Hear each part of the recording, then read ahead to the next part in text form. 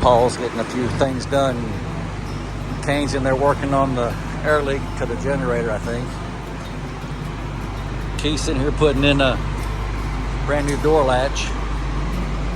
And back here in the back, Mel's doing some paint work for us.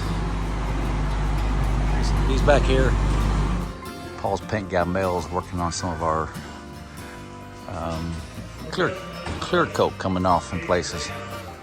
Stuart and I are under the slide out installing these LED lights that'll go to match the other side. They go underneath there. It just looks nice at nighttime. So it's after hours hanging out with me. We're chit-chatting. Yeah. You ever listen to Sturgill Simpson? I do. I like him. Yeah. Yeah, I like a lot of his music. What the heck is that? I've got one. Actually, my son Seth turned me on to Sturgill Simpson. One of the great things about coming to Paul's is he leaves me in the shop. We're going to sleep in the coach tonight. And I've been wanting to put these LED lights under here for a long time to match what's on the other side. So I made myself at home. I found some acetone and a wiping rag. And the guy works named Stuart helped me with a little project. But yeah, we're very fortunate to have Paul as a friend. Here's the final version. Keith has this toolbox lit up blue, but I've had these on this side for a while. They look nice at nighttime. And I just added these to the other side. I think they look classy. And they're tied into the same switch as the other ones. So we're getting a stainless steel pan in there, right, Keith? Yeah. Yeah. Aluminum. Getting our hitch welded in place right there. Mel's up top. What's that? You're very welcome. It's my pleasure. Mel's fixing the blister up there. Fix the clear cut was coming up over there. One of the things about coming up here is we had this old white tray in there. Mr. Keith put in this new metal plate tray. I'll polish up the old stuff, make it look like that again, but that's just the little things about coming up to Paul's is he sees those things and can make them happen. It's just the little things I do to try to keep the coach looking nice, but up here, I'll get that all cleaned up. It's just where the caulk has been squeezed out. I'll wipe it off and clean it up. I'll try to do a quick summary of stuff we had done up here at Paul's this trip. Our driver's seat used to go side to side going down the road, so he fixed the cable that was under the seat. Our door latch was broken and he had to fix that, and that was a real job. He also fixed up this trim and the plastic parts. We had an air leak on the firewall, and I fixed it twice, tightened it up myself, but he actually took the entire bracket off, put new fittings on it, so that's done. While we're here, our generator was making a racket and a clanging sound, so he had his generator people come here, the Onan experts, and they gotta do some work on that. We have a bearing that's gone bad, so that's another fix. Coming over here, I actually put the lights under this slide right here. It's been he wired up a year or two ago, but I just never got to putting the lights in it. So, put a new slide topper on that. It was ripped, and he adjusted the tension on the topper. And here, this is something that we didn't have to do, but he suggested it, and I did it. So we had this old water tray, which looked okay, but he said, hey, we got those in a stainless steel now. So he put in a stainless steel water tray and siliconed it up. I'll have to buff this stuff up to make it match. So we got that done. He fixed a lot of paint stuff. We had some flaking in the clear coat that's come off. While we were here, we thought we had a transfer switch issue, but we did. But it turned out to be is the end of our cord reel. One of the wires had, the plastic housing had cracked and had come loose, and it was making a loose connection. So every time we moved this cord, it would spark the transfer switch. So we fried a transfer switch. So he got that fixed. So coming back here to the back, for a long time we pulled the van, and this hitch was loose here, so he welded the hitch together so it's nice and solid now. So that's been a long time coming. We had a paint spot here that had some clear coat coming off, so Mel touched that up today. He touched up a paint spot up there where it come off, and they adjusted one or two of our slide bay doors. These doors over time with the flexing of the coach. Now it opens and closes lickety split easy. So we've always had the lights underneath here and underneath there, but I just want them on the other side to match. So I think that's about it. Paul's always very generous to us, and he makes suggestions on things to do and what he can do, and he keeps us on the road and looking good, running good, that's what I say. One thing I'm doing is I'm filling up our water tank. It's like almost all the way full, so I'm filling that up before I leave because we got a cross-country trip and planned for 5 days, but weather depending, we may need water for 7 or 8. So I'm over here with my little water meter. Let's see. I put in like 25 gallons so far, so it's about full. So got my rims all cleaned up. Coach is kind of wiped down, so we're heading out in the morning. Gonna go get our generator looked at. Unfortunately, it's got a bad bearing in it, so we're up here at Paul's, walking around the neighborhood, walking the dog too, and just had to come out and check out that sunset. Our coach is inside for the night. The van's up there. So just taking Sarge for a walk, and it's icy too. They had freezing rain here this morning, so we're being really careful how we walk. That's a wrap for this trip. Got one more slide to put in, and the guys are taking their 8:30 break. When they're done off a break, kids will pull us out, and we'll be gone. I joke about it. I've got the cleanest rims in the Travel Supreme fleet. That's one of my little things I do, is keep the wheels and tires clean as I can. Got the water topped off. These slides are all in. And we won't hook up the van. We're just only going 13 miles up the road to get the generator repaired. So we'll just drive it separate. The Hydro Hot's running. It's 72 in here, and it's going to be 22 degrees outside. So we'll enjoy the warmth while we can. Hey Stuart, you're on the video, say hey. So this guy right here really runs the entire shop. He knows where everything's at. He knows where to get pieces and parts. And we've been here for what, 4 or 5 days, and I probably heard them say, Stuart!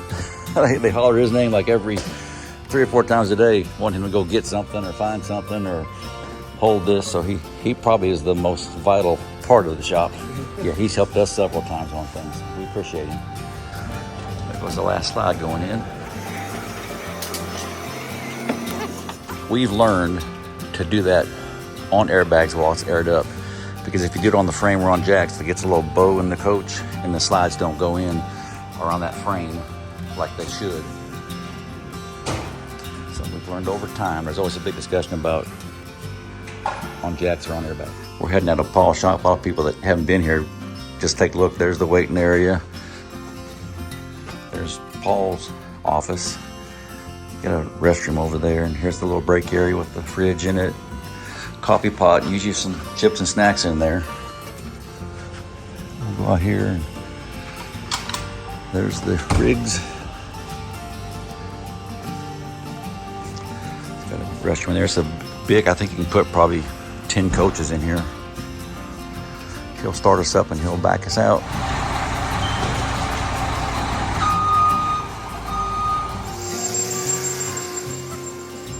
Put you in my next video.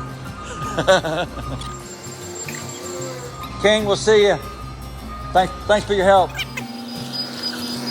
I'll always follow you because I'm not sure what the parking lot looks like and stuff like that. So.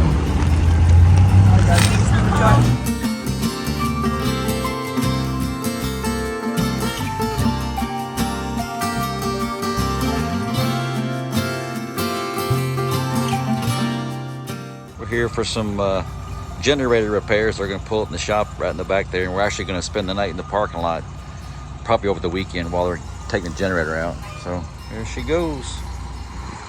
I'm thankful to get this work done here while we're this close to Paul's RV. Time for the dreaded generator repairs.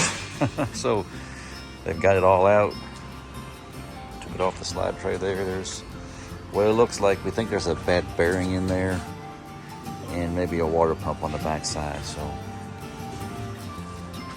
we'll probably get her back in 2 or 3 days. They took the whole front end off and everything. So we're at the RV shop getting the generator fixed. You can see they had to take it out to get to it. But we thought it was going to be a water pump issue, and it probably is. The belt's got some wear on it. But the problem is, this is the wheel that keeps the fan cooling in there. It's rubbing on there because this bracket piece that goes onto the water pump was having some play in it. So it rubbed on there. You can see it's rubbed on there, and it's rubbed on the shroud. So he's gonna fix that. And while he's in there, he's gonna change the motor mounts because they're like rubbery. They're kind of hard and dry. He's gonna put a thermostat in it, a new temperature control sending unit. Give it a good once over. It's got 3,778 hours on it. It's been about 1,200 hours since we had a major service on it. So yeah, should be good for another 3,700 miles, we hope. So anyways, looks like her mouth is open, her guts are out. One thing Lewis just recommended to show me is there's a crack in the exhaust on both sides. I didn't know that. That side and the other side is too. So that'll be replaced too. Should be good as new. You can see it's cracked. Let's see if I can zoom in on it or focus on it right there. That side's cracked and this other side's cracked as well. So I guess where it made that bend. So gonna get a new one. Here's our new exhaust pipe. And we even got a fancy schmancy tip, which I like. This is part of the glamorous life of being on the road. We're in the shop. They took our generator out to fix. I think we have a water pump and a couple other small things he's going to fix. But we're living in the back of the RV repair shop. It's free living, but we're very fortunate. He's got a 50-amp plug he sticks out of the shop. Puts it in there. So we're here for, today's Friday. Saturday, Sunday, they're not going to work, and he should have the parts hopefully on Monday. Get the generator back in, and we'll be on the road heading out Tuesday if all goes well. Yeah, see, he's got a big shop up here, and really nice fella. He said, "Yeah, we'll put you back and just plug you in and hang out there." So that's where we're at. The old water pump with the shot. It's the old water pump, your old thermostat, the old fan, which you saw. This was the old mounts. All the motor mounts. Yeah, the old motor mounts. Yeah. Yep. Yes, sir. So you got a new squirrel cage? New squirrel cage, new pump, new thermostat, new temp sensor, new Thermostat, belt. Yep. New attitude? Oh, new attitude. Nice and quiet now. Yeah. Yeah. Definitely. You know, I noticed it was like rattling around. Just, oh my goodness. Oh, yeah. Yeah. He's got the Amish crack donuts, Yeah, Pam. we do. Oh, look at there. So Pam, he said the water pump was bad. How was it? Just the impellers were bad? Because so there is a way to check for the play on it, but it's got a little bit of play in it, and that's where we think the problem was, where it was rubbing. Started the yeah, wobble. Yeah, it was still fine. The weed pole didn't. I mean, as far as it like leaking or not moving water, we think that still was good.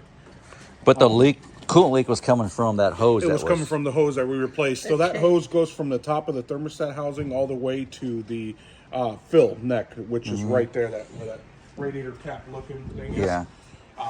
It went from there all the way there. Nice and quiet. Good. Good. Oh, really? The spark pressure was kind of getting clogged. Yeah, well, they do. I mean, you're supposed to clean them out every. I'm pretty sure the manual is 1,000. I think it's 1,000 or $500 or something like that. Yeah. Where you have to clean out that spark arrestor. And the harmonic balancer looked okay? Harmonic balancer looked perfectly fine. Not a problem there. It goes on the crank. It's kind of the one that balances out the you know. So when it spins real fast. Yeah, it's keeping it as balanced as possible. Yeah. It helps a lot with obviously with the engine and the inside internal. You don't have abnormal wear on bearings. So the main thing was the water pump had some play in it. And that's what started to wobble with the fan, and that's obviously it's an aluminum fan. So once it starts to, collide with some things, it starts going really out of whack. So. Yeah. And that's what it was doing. It just constantly rubbing, and that's where that squeaking noise was coming from. What's the most hours you ever seen on a generator? Actually, we still service one today. She's got almost 10,000 hours. It'll be also an invoice, but we did the water pump, the thermostat, the temp sensor, the belt. You have new motor mounts, and then your basic services are going to be done. So your air, oil, and fuel filters will be done as well. We fixed the coolant line that was leaking that went from the top of your thermostat housing over to your fill neck. And I'm not sure if I mentioned the temperature sensor, but we did that as well. New squirrel cage. The new squirrel cage that was put in as well. And then what am I missing, Oscar? Obviously, with the water pump, there's a new gasket. Obviously, with the thermostat. New coolant. Oh, and then it had the improper coolant in it, and we put the proper coolant, which is this. It's the blue coolant. This is what they put in the factory. That's what we like to run, is everything that the factory uses. We like to put that back in. And I can get a gallon on the road. Yeah, you can get a gallon. So we flushed all that out of all the green stuff out of it to fill it up with the proper coolant as well. So proper coolant keeps it from scaling inside. It's unfortunately not all the coolants are the same. So some tend to create some scaling, and some just work a lot better. I think the oil was decently clean, wasn't it? We got 50 hours. We haven't drained and done the oil yet. You gonna? But we were gonna run it. Wanted to make sure everything was running good before we did just the basic service on it. So you ready? You priming the pump or the fuel? Yeah, you need that thing to work when it's time to work. Yeah. When you need it, you need it. Absolutely. Didn't have any codes on it. Didn't have any codes. No codes. Here, once you get to service, what I'll do is I'll connect to it with the software, and I'll be able to get a usage history on it, on codes, how many times you've had. We've codes, had a couple codes. 32. Yeah, and I could even get those and print those out, and you guys could take those with you if you like. Thank you. Yeah, no, you have a history on it. Absolutely.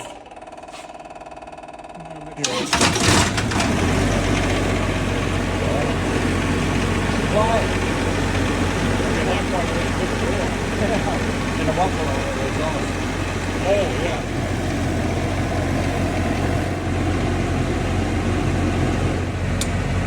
wow. That makes a big difference. Yeah, it does.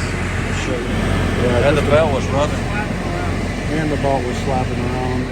So, I mean, it probably still had some lives. There's a chunk of that one missing there. But we were in there having issues already. Might as well replace it.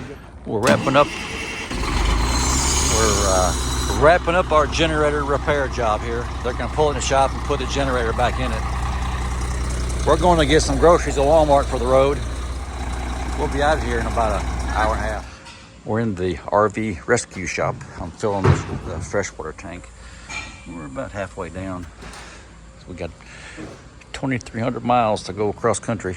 So we'll make sure we have full tanks when we head out. Get the generator going in. Got the water tank ticking away. About 6.7, 6.8. We'll probably take on about 30 gallons. But Pam's inside putting some groceries away. We went to Myers and stocked up on a few things. We're about to button up the generator project, and I'll say it's never been this quiet since day one when we've had it. It'll be even quieter once he puts the slide inside there.